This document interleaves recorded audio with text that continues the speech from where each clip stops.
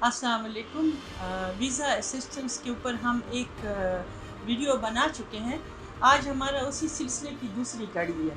पहली वीडियो में मैंने आपको बताया है कि वीज़ा की रिक्वायरमेंट्स क्या होती है, यानी मतलब आपको सबसे पहले क्या करना है, अपना एनटीएन बनाना है, बिज़नेस का नाम सोच के अपना आपने जो बिज़नेस का नाम है उसके अंदर ऐड करना है। उसके बाद आपने किसी भी चैम्बर में जाके अपनी रजिस्ट्रेशन करनी है। ये वो सबसे ज़रूरी, सबसे इम्पॉर्टेंट जो बेसिक नीड है वो यही है। अभी हम आगे चलते हैं कि वीज़े की कितनी इकसाम होती है और आपको कौन सा वीज़ा चाहिए।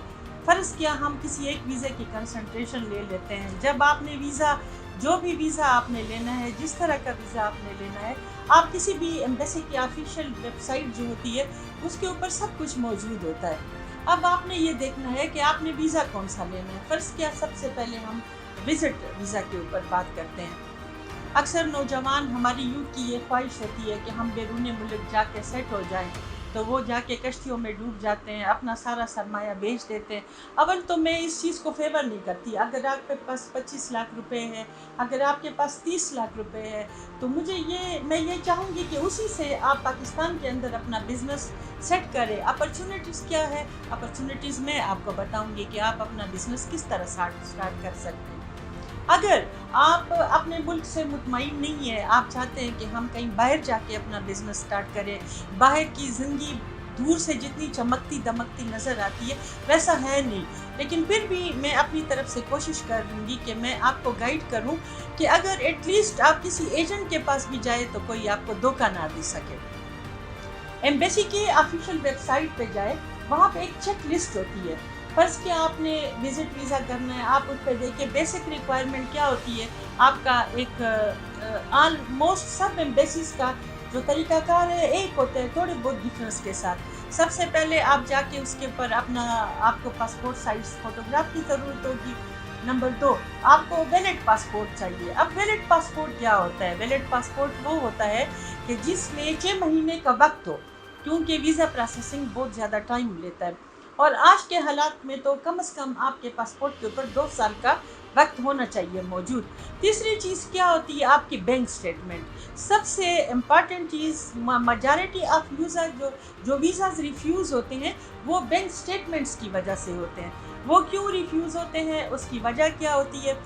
बैंक स्टेटमेंट एक अलग टॉपिक है जिसके ऊपर अभी हम सिर्फ रिक्वायरमेंट्स पे जा रहे हैं।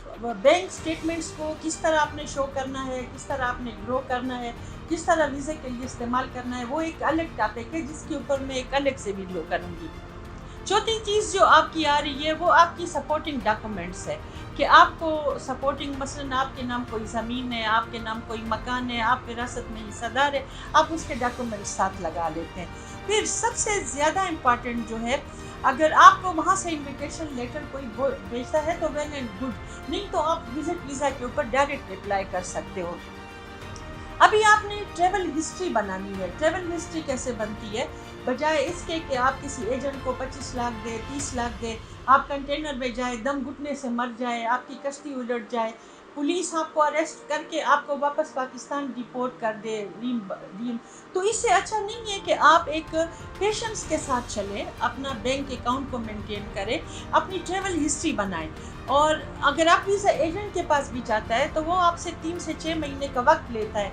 अब इस चीज़ को समझे कि वो ये वक्त आपसे क्यों ले रहा है। वो इसलिए ले रहा है कि वो आपका बैंक अकाउंट है, वो आपका चलाएगा, आपका एनटीएन होगा, आपका बिजनेस होगा।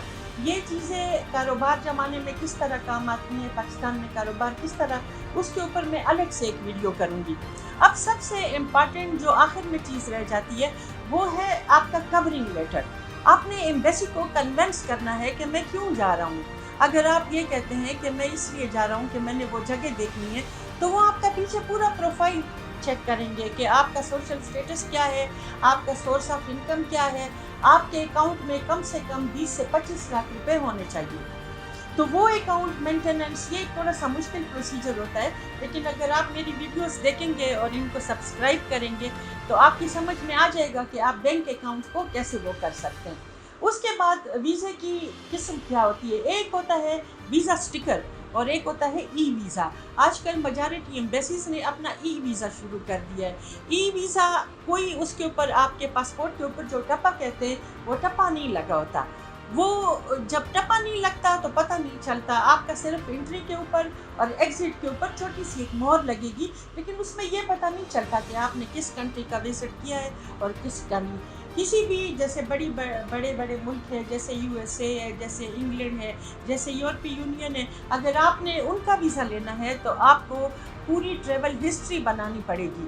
تو بجائے ایجنٹ کے اس کو 25 لاکھ 30 لاکھ 40 لاکھ دینے کے، آپ اپنی ٹریول ہسٹری بنائیں ان کنٹریز کی۔ آپ بینکاک چلے جائیں، اپنے پیسے سے دوسرے کو عیش کیوں کراتے ہیں، اپنے پیسے سے خود اپنی زندگی کو جیے۔ اور اسی ٹریول ہسٹری کو ویزا لینے کے لیے پہلے آپ بینکاک جائیں، پھر ملیشیا جائیں، پھر سنگاپور چلے جائیں، جن کا آپ کے پاس ایک ہی گو میں آپ جا کے 3 کنٹری کا جو ہے آپ وزٹ ویزا پہ آپ اپنا سٹیکر لگوا سکتے ہیں۔ اب آپ کا پاسپورٹ اس قابل ہے کہ آپ امریکہ کے لیے اپلائی کر سکتے ہیں، آپ یورپین شینجن ویزا کے لیے اپلائی کر سکتے ہیں، آپ کسی بھی کنٹری کا وزٹ جو ہے وہ اس کے تھرو کر سکتے ہیں۔ پہلے وہ ویزا لے جو آسان ہے اور جس سے آپ کے پاسپورٹ کے اوپر ایک ٹپا لگائیں تو آپ کے لیے ٹریول آسان ہو جاتا ہے۔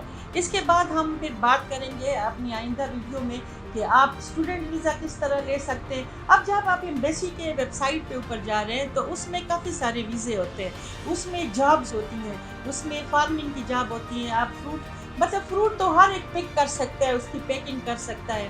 ابھی آپ کو کون سی دوسری جاب ملے گی، آپ فارم ورکرز پہلے بن گئے، یا پھر آپ کسی کے گھر میں کام کریں، کسی بوڑھے مریض کی تعمیرداری کریں، وہ کام بھی آپ کر سکتے ہیں۔ اس کے علاوہ وہاں پہ اور بہت سارے کام ہوتے ہیں جو آپ کو اس کے اوپر نظر آئیں گے۔ پھر ویزا کی باقی بھی بہت ساری اقسام ہے، جس میں سب سے امپورٹنٹ جو ہے وہ ریزیڈنسی ویزا ہے۔ اس کے اوپر ہم بعد میں بات کریں گے۔ جس کے پاس اتنے زیادہ پیسے ہو، 3 کروڑ 4 کروڑ، اس کو کیا ضرورت ہے ریزیڈنسی لینے کی۔ لیکن آپ اسٹوڈنٹ ویزا پہ جا سکتے ہیں، آپ وزٹ ویزا پہ جا کے وہاں سے اسکپ کر سکتے ہیں، وہاں پہ اپنے لیے لائف کر سکتے ہیں۔ دنیا کا کوئی قانون آپ کو اس کنٹری سے نہیں نکال سکتا، اور یہ آپ بہت کم پیسوں میں کر سکتے ہیں۔ تو باقی میری ویڈیوز دیکھنے کے لیے میرا یوٹیوب چینل لائک کریں، سبسکرائب کریں، اور ہم اسی ٹاپک کو لے کے انشاءاللہ سٹیپ بائی سٹیپ چلتے رہیں گے۔ Thank you.